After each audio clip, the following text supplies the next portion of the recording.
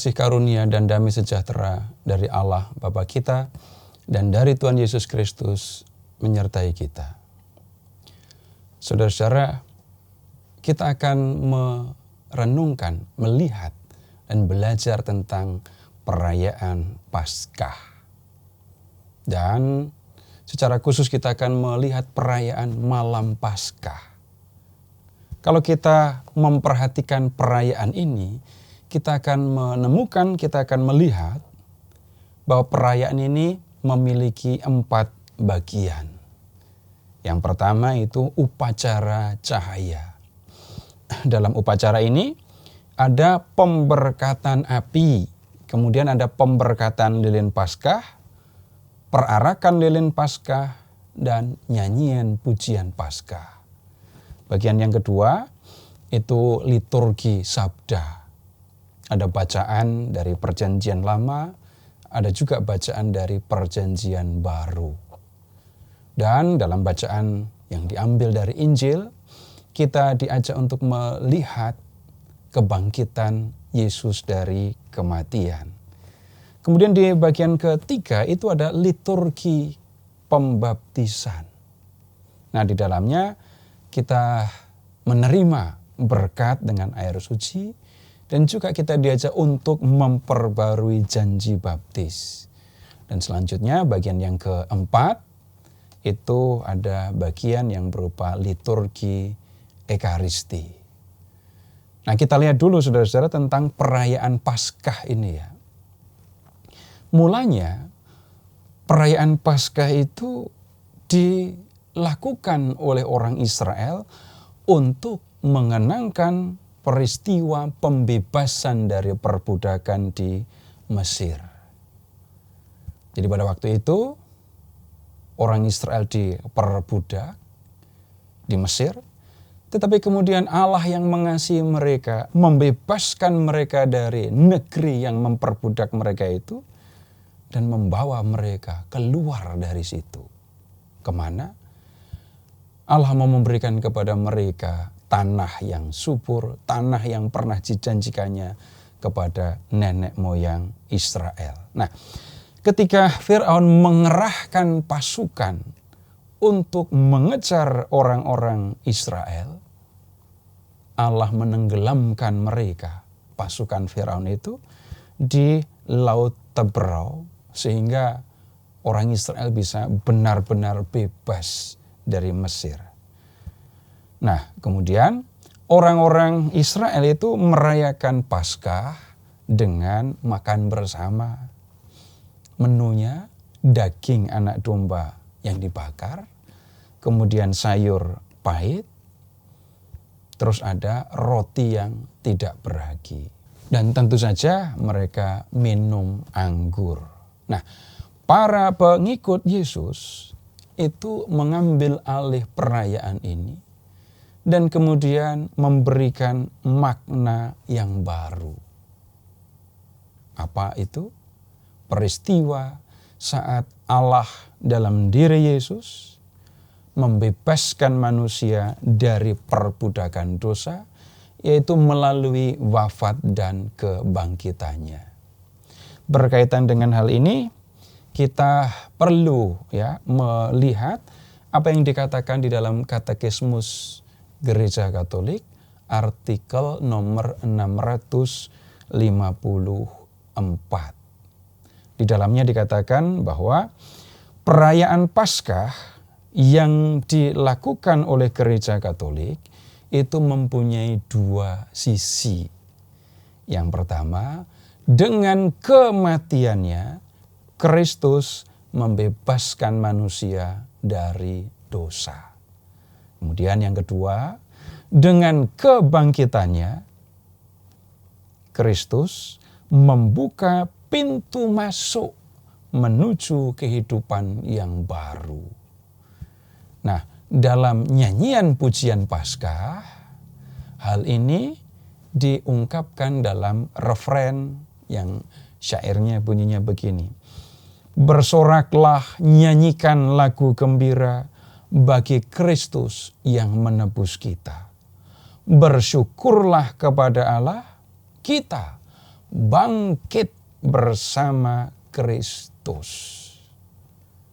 Nah, dalam pemahaman yang kita temukan di dalam Alkitab, perayaan-perayaan liturgi itu dilakukan untuk mengenangkan karya Allah bagi manusia. Mengenangkan itu bukan sekedar mengingat-ingat apa yang pernah terjadi di masa lampau. Lalu apa?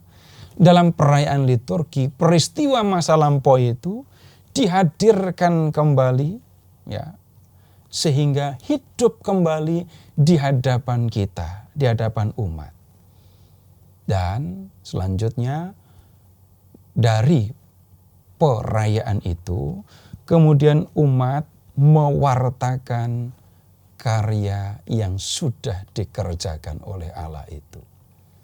Tetapi pertanyaannya kemudian, lalu untuk apa peristiwa masa lampau itu dihadirkan kembali? Nah, kita perlu melihat bahwa dalam peristiwa di masa lampau itu, Allah hadir untuk melakukan sesuatu. Dan dalam peristiwa itu Allah menyatakan kehendaknya. Nah, peristiwa itu dihadirkan kembali sehingga kita bisa melihatnya kembali, supaya kita itu memahami yang dikehendaki oleh Allah dan kemudian bisa menata hidup kita sekarang sesuai dengan kehendak Allah itu.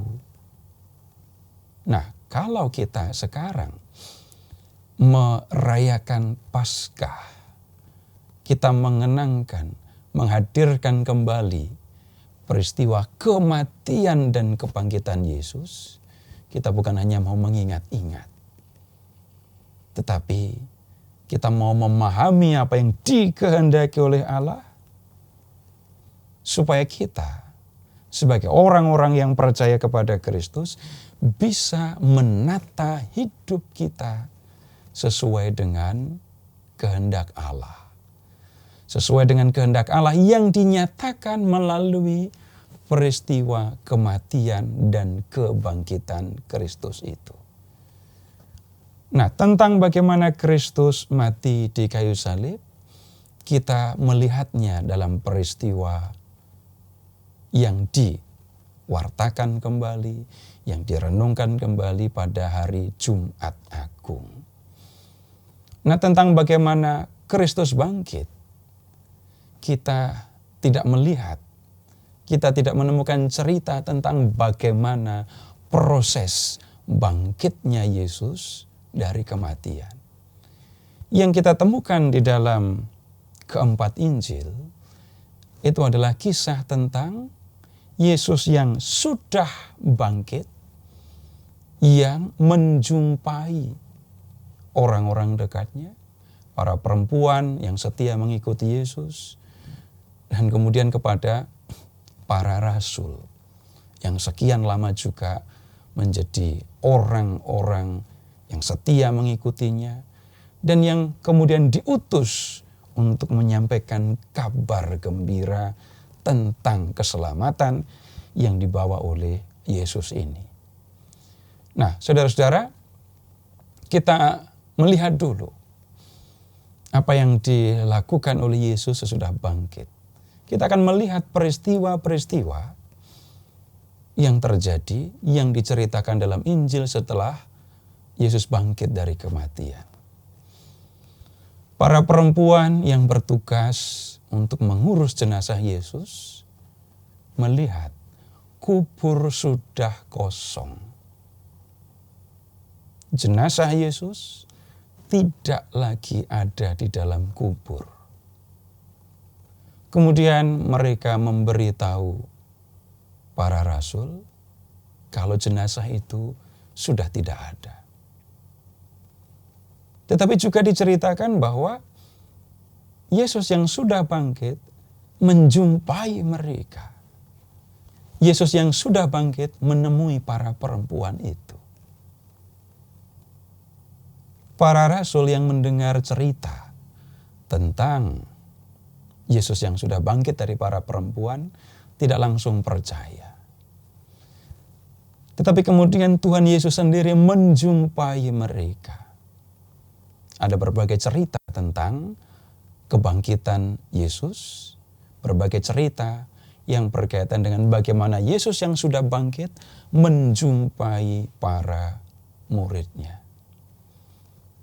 Dalam Injil Yohanes itu diceritakan begini, para murid sedang berkumpul di satu tempat, pintu-pintu terkunci, Tuhan Yesus menjumpai mereka dan kemudian menunjukkan bekas luka di tangan dan di lambungnya. Di dalam Injil Yohanes juga kita melihat cerita yang sangat terkenal mengenai hal ini. Yesus menunjukkan bekas luka-luka karena paku dan tombak di tangan dan di lambung kepada Thomas.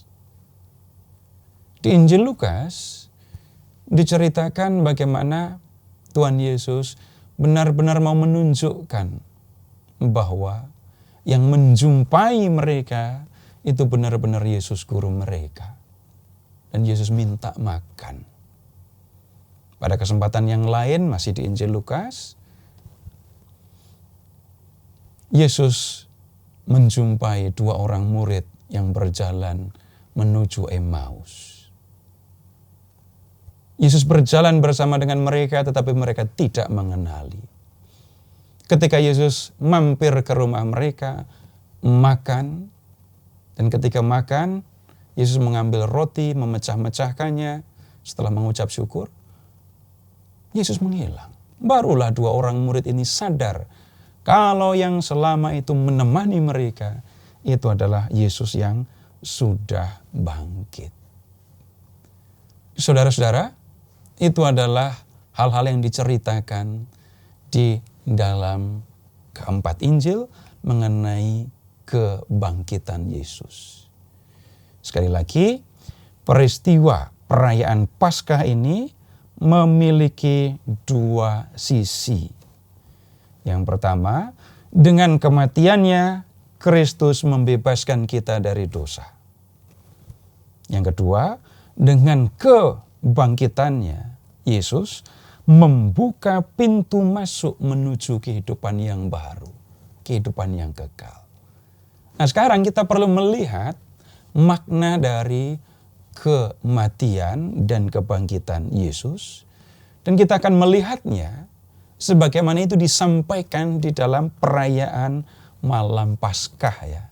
Kita lihat dulu yang pertama, makna dari kematian Yesus. Nah, di dalam peristiwa yang kita kenangkan pada hari Jumat Agung, Tuhan Yesus mengatakan, bukankah aku harus meminum piala yang diberikan Bapa kepadaku? Penderitaan, kematian yang dialami oleh Yesus itu tidak lepas dari kehendak Allah. Allah menghendaki supaya Yesus mengalami itu semua. Tapi bukan tanpa tujuan. Yang dikehendaki oleh Bapa jelas. Bapa menghendaki manusia menikmati kehidupan yang kekal. Kalau Yesus menderita dan mati, itu jelas berkaitan dengan kehendak Bapa yang menghendaki manusia masuk dalam kehidupan kekal. Dalam Injil Yohanes bab 3 ayat 16 itu dikatakan begini, karena begitu besar kasih Allah akan dunia ini, sehingga ia telah mengaruniakan anaknya yang tunggal, supaya setiap orang yang percaya kepadanya tidak binasa, melainkan beroleh hidup yang kekal. Nah, kemudian dalam nyanyian pujian Paskah, kehendak kasih Allah ini dinyatakan demikian. Saya sampaikan syairnya ya. Betapa ajaib kerahiman Bapa bagi kami. Betapa tak ternilai cintanya untuk menebus para hamba. Bapa serahkan putranya sendiri. Bahwasanya perlu dosa Adam untuk memperoleh Kristus. Yang dengan wafatnya meniadakan dosa itu. Sungguh mujur kesalahan itu. Sebab memberi kita penebus yang demikian ini. Sungguh berbahagia malam ini. Yang menjarahi tentara Mesir dan memperkaya orang Ibrani. Sungguh berbahagia malam ini. Yang menghubungkan kembali surga dengan dunia. Allah dengan umat manusia. Nah, kalau kita melihat apa yang dikatakan dalam Injil Yohanes bab 3 ayat 16 dan syair nyanyian pujian Paskah, kita melihat Bapa yang mengasihi manusia. Nah, orang yang mengasihi itu menghendaki agar orang yang dikasihinya berbahagia. Terdorong oleh kasihnya kepada manusia, Bapa menghendaki manusia berbahagia. Bapa menghendaki manusia memperoleh kehidupan yang kekal. Nah, kehidupan yang kekal itu adalah kehidupan bersama dengan Allah di dalam kemuliaan, di dalam kebahagiaan yang abadi. Ini kebahagiaan yang dikehendaki oleh Allah. Tetapi bagaimana manusia bisa hidup kekal? Raga manusia, saudara-saudara, memang akan mati. Akan membusuk, entah jadi tanah, entah jadi abu. Tetapi akan binasa. Tetapi jiwa manusia tidak pernah mati. Yang dimaksudkan dengan bangkit dan memperoleh hidup yang kekal bagi orang yang percaya itu adalah jiwa akan menerima tubuh mulia, tubuh rohani atau tubuh surgawi. Dan dengan tubuhnya inilah, dengan tubuh surgawi ini, manusia akan hidup bersama dengan Allah, akan hidup dalam kemuliaan yang abadi di surga. Tetapi saudara-saudara, Allah itu kudus. Sedangkan manusia itu berdosa. Dosa menghalangi manusia untuk tinggal bersama dengan Allah. Dosa membuat manusia tidak layak untuk tinggal bersama dengan Allah. Semua orang nyatanya sudah berdosa dan semua manusia sudah kehilangan kemuliaan Allah. Manusia tidak layak untuk tinggal, untuk hidup bersama dengan Allah karena dosa-dosanya. Rasul Paulus itu mengatakan begini, upah dosa adalah maut. Maut yang dimaksudkan itu bukan kematian raga, tetapi keterpisahan dari Allah. Orang yang sudah dikuasai dosa tidak layak untuk hidup bersama dengan Allah. Nah, ini yang dimaksudkan dengan maut. Tetapi karunia Allah ialah hidup kekal dalam Kristus Yesus. Apa yang dilakukan oleh Allah? Supaya manusia yang berdosa, supaya manusia yang tidak layak tinggal bersama dengannya ini bisa memperoleh hidup yang kekal. Allah mengaruniakan anaknya yang tunggal. Tidak ada kasih tanpa pengorbanan. Orang yang mengasihi, yang menghendaki kebahagiaan orang yang dikasihinya, berani berkorban demi kebahagiaan orang yang dikasihinya. Makin besar kasih seseorang, makin besar pula pengorbanannya. Nah, Bapa yang mengasihi manusia itu menyatakan kasihnya dalam diri Yesus. Bapa mengaruniakan anaknya. Lalu Yesus, anaknya itu, menyatakan kasih Bapa. Yesus pernah berkata begini, tidak ada kasih yang lebih besar daripada kasih seorang yang menyerahkan nyawanya untuk sahabat-sahabatnya.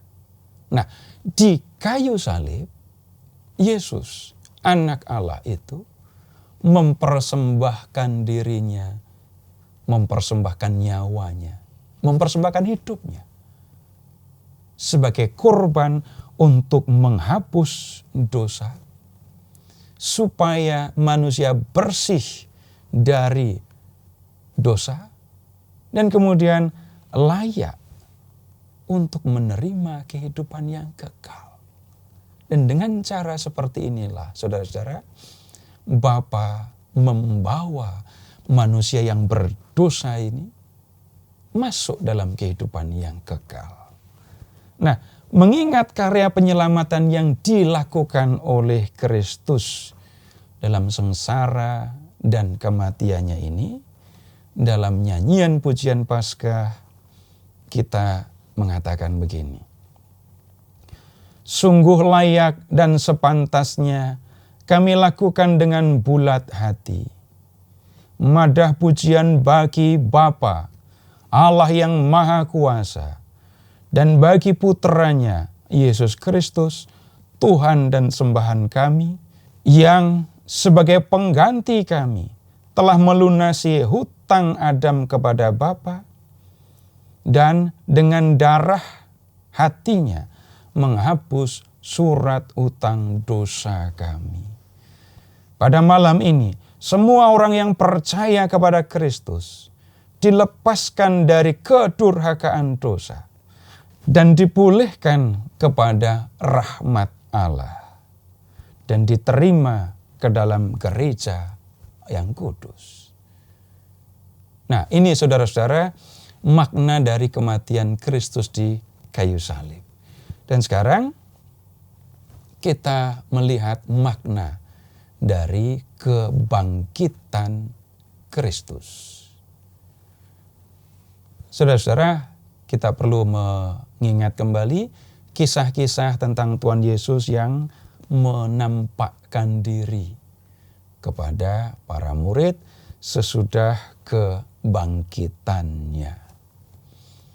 Kita tentu melihat berbagai cerita itu dan kemudian bisa jadi segera mengambil kesimpulan bahwa Yesus bangkit lalu hidup dan jadi manusia seperti yang lain lagi.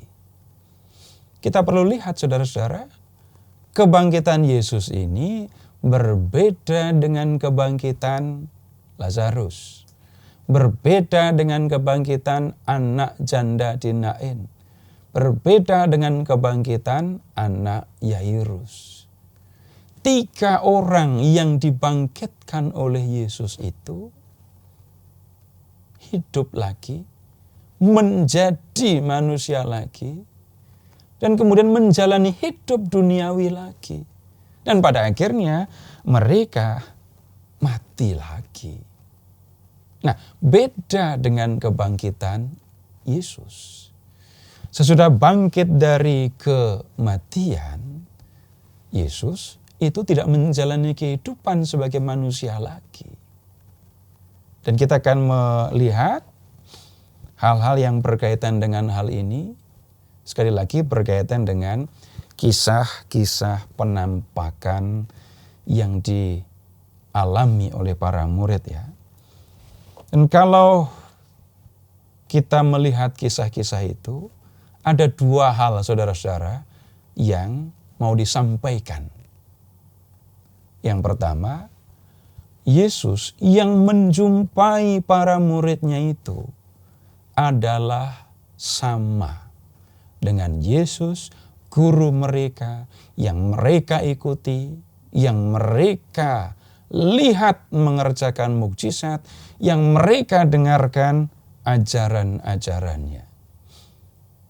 Untuk kita sekarang, mendengar Yesus bangkit dari kematian itu sudah hal yang biasa.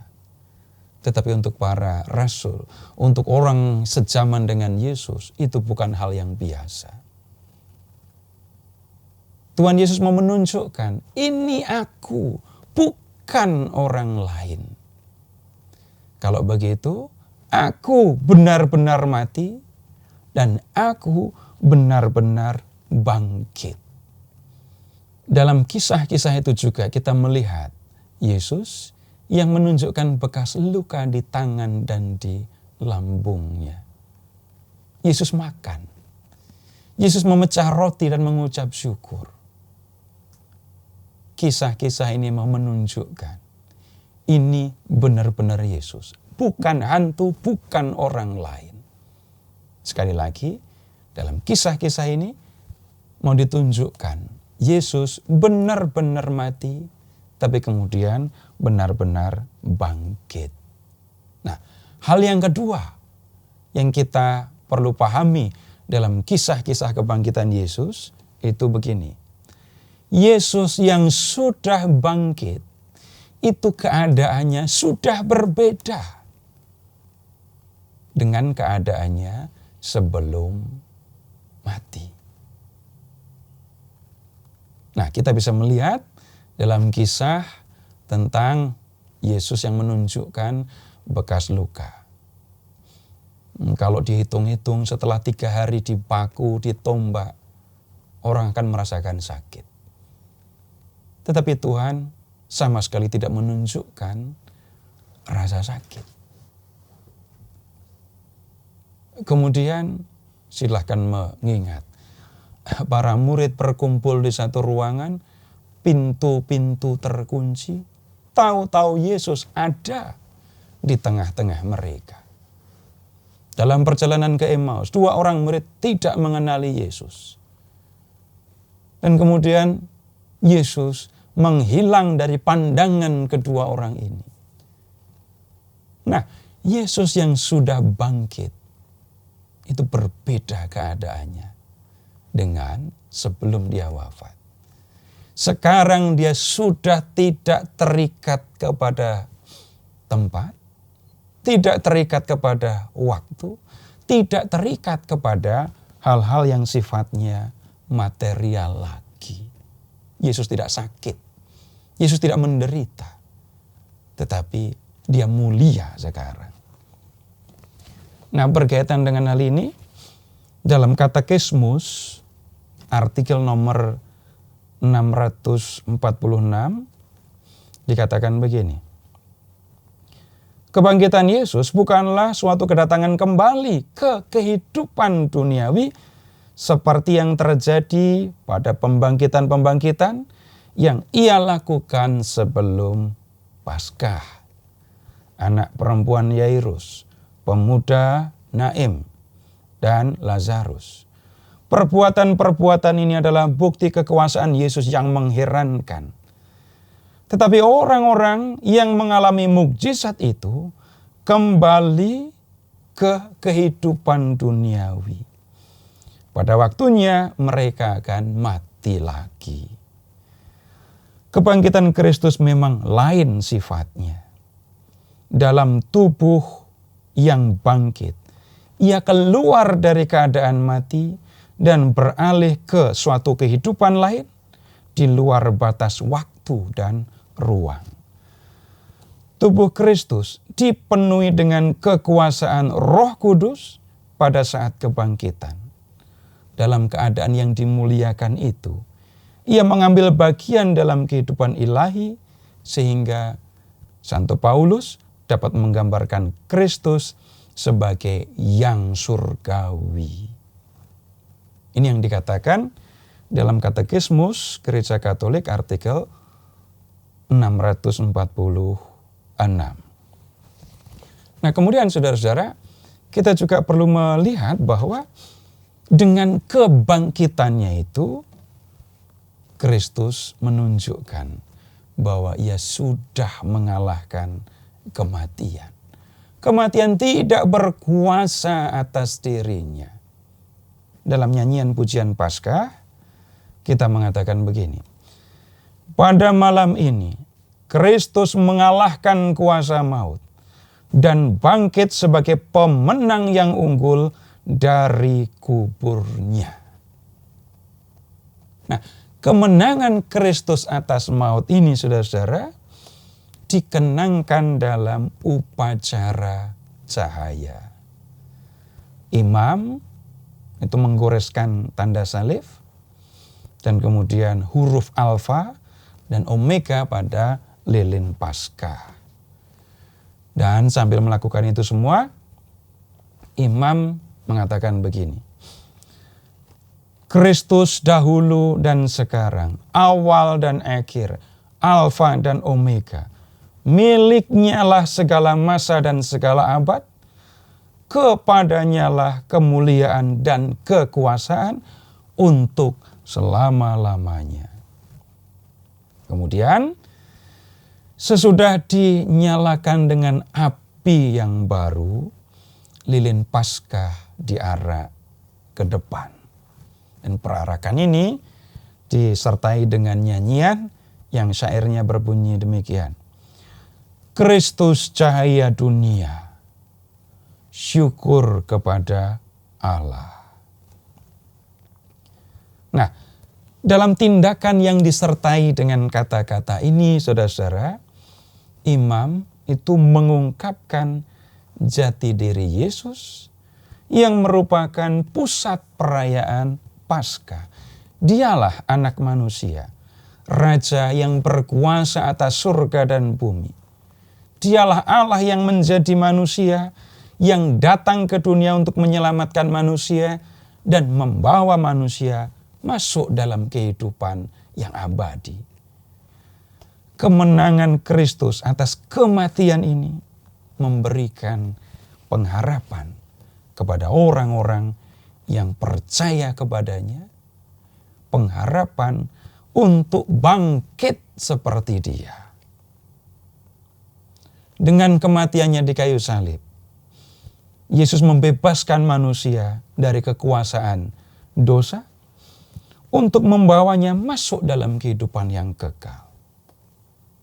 Dan dengan kebangkitannya, Yesus menunjukkan keadaan setelah kematian dan kebangkitan. Yang sudah bangkit dari kematian akan hidup abadi seperti Kristus. Yang sudah bangkit dari kematian tidak akan mati lagi.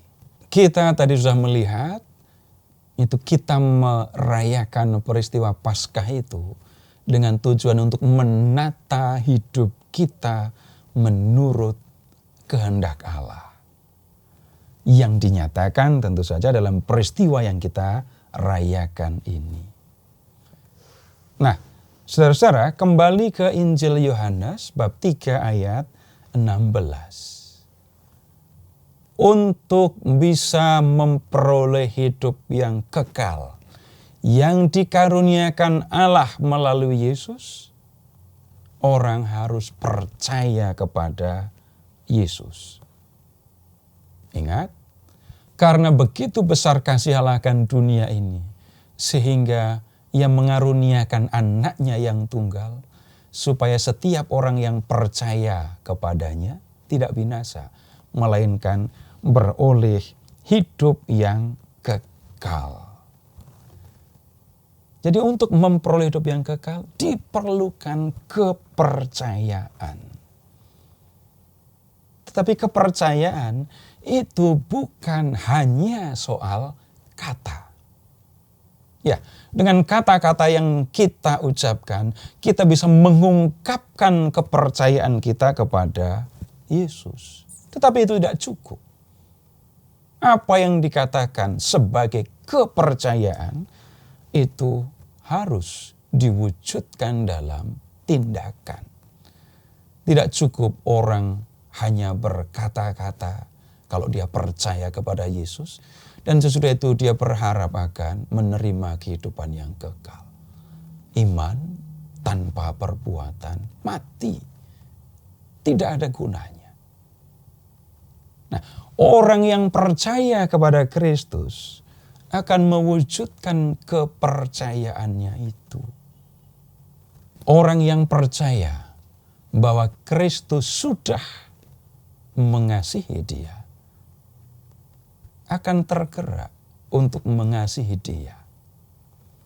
Tetapi bagaimana mengasihi Kristus yang sudah tinggal di surga, yang tidak tampak oleh mata kita?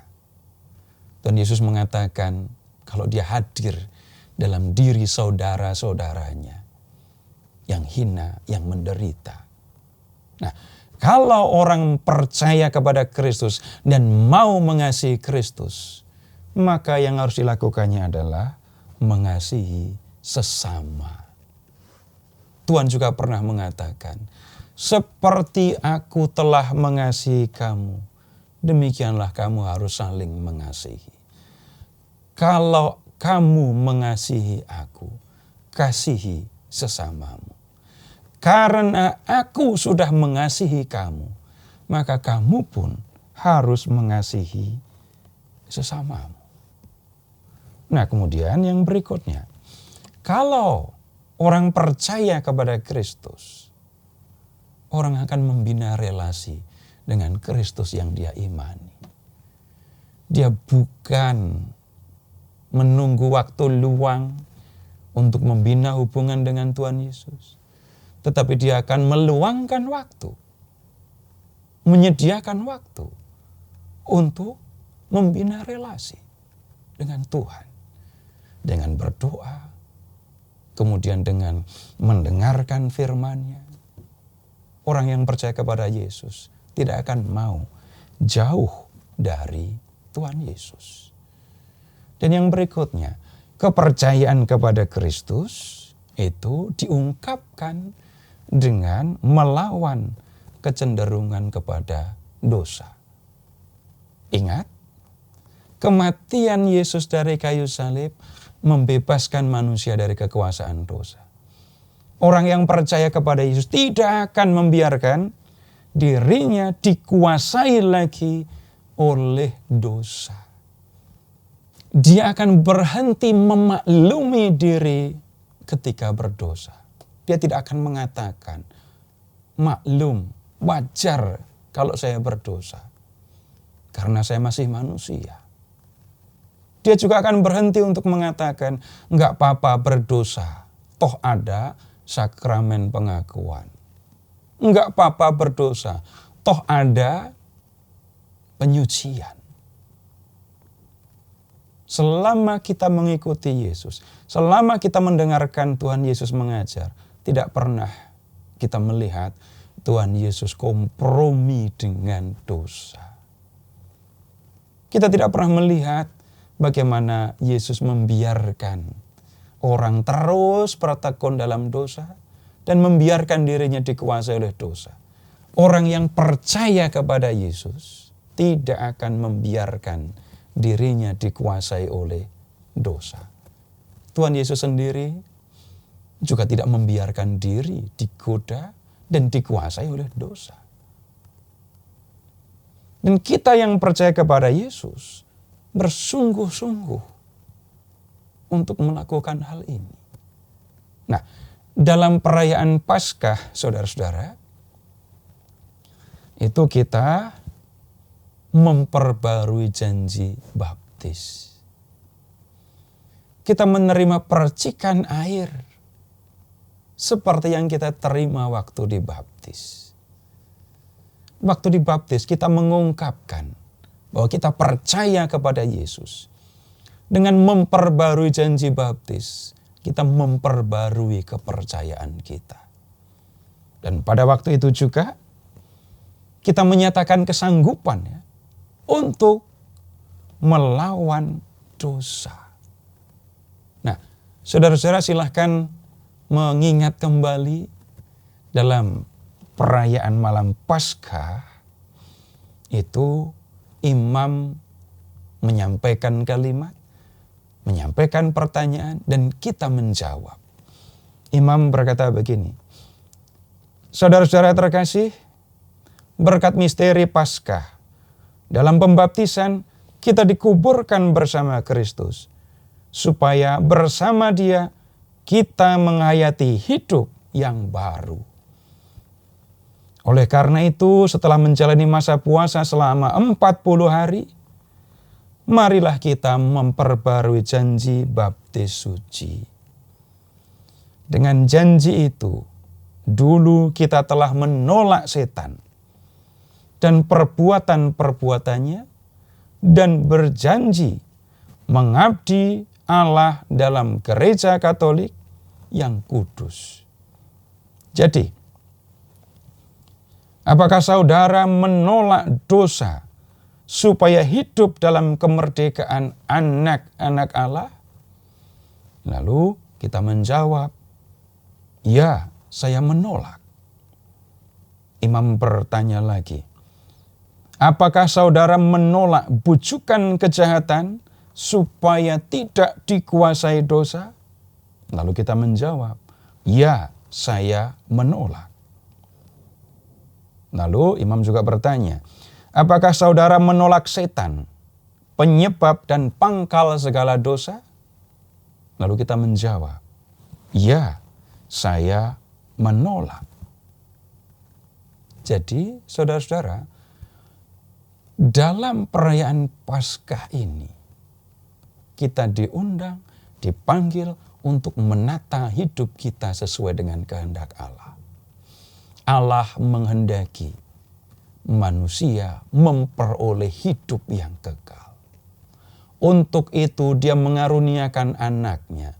Anaknya mati di kayu salib sebagai korban untuk menghapus dosa kita.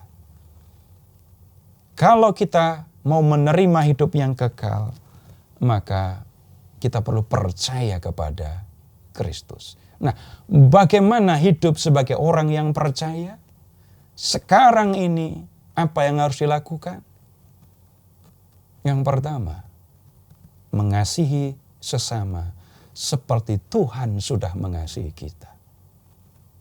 Yang kedua, membina relasi dengan Allah yang sudah mengasihi kita. Dan kemudian yang ketiga, kita berjuang untuk melawan kecenderungan kepada dosa.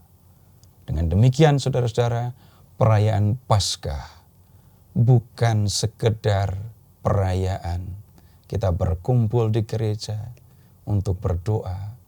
Bukan sekedar itu, tetapi lebih dari itu, kita diajak untuk kembali menata hidup kita sebagai orang-orang yang percaya kepada Kristus. Terpujilah Allah yang telah mengasihi kita, yang telah mengaruniakan anaknya yang tunggal untuk menyelamatkan kita, dan yang telah mengutus Roh-Nya yang kudus untuk hidup di jalan keselamatan.